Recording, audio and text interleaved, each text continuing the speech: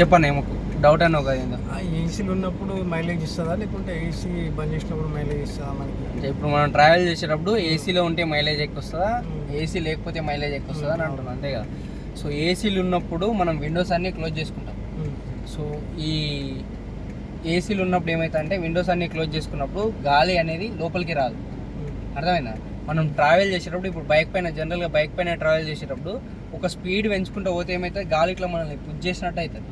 So ఆ గాలి వల్ల ఏమవుతుంది అంటే విండోస్ ఎక్కించినప్పుడు మన వెహికల్ అనేది స్పీడ్ తగ్గించాలి.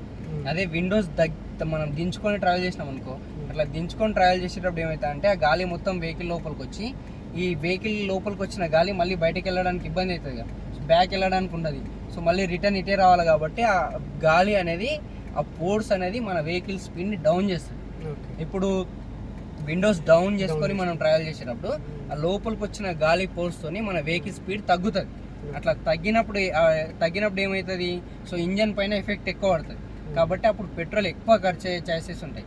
సో ఇట్లా మనం ఏసీలో వేసుకొని ట్రావెల్ చేసేటప్పుడు విండోస్ అన్నీ ఎక్కించి ఉంటాయి కాబట్టి గాలి లోపలికి రాదు, ఆ గాలి పోర్స్ అనేది మన వెహికల్ పైన ఎక్కువ పడదు. కాబట్టి మన వెహికల్ పైన ఎక్కువ పడినప్పుడు ఏమవుతుంది అంటే ఈ ఇంజన్ పైన ఏదైతే ఫోర్స్ పడేది ఉంటుందో అది తగ్గుతుంది. అట్లా తగ్గినప్పుడు ఏమవుతుంది, ఈ ఏసీలు ఉన్నప్పుడు కొంచెం మన మైలేజ్ అనేది కొంచెం ఎక్కువ దూరం ట్రావెల్ అవ్వడం, వెహికల్ ఎక్కువ దూరం ట్రావెల్ అవ్వడం ఉంటుంది. సో స్లో కాకుండా ఎక్కువ కొంచెం స్పీడ్తో ట్రావెల్ అవ్వడం ఉంటుంది. కాబట్టి ఏసీలు ఉన్నప్పుడే మైలేజ్ ఎక్కువ వస్తుంది. ఏసీ లేకుండా నడిపిస్తే మైలేజ్ తక్కువ వస్తుంది. అర్థమైందా? ఏసీ వేసుకొని నడిపిస్తేనే మైలేజ్ ఎక్కువ వస్తుంది, ఏసీ లేకుండా నడిపిస్తే మైలేజ్ తక్కువ వస్తుంది. ఓకే, క్లారిటీయా?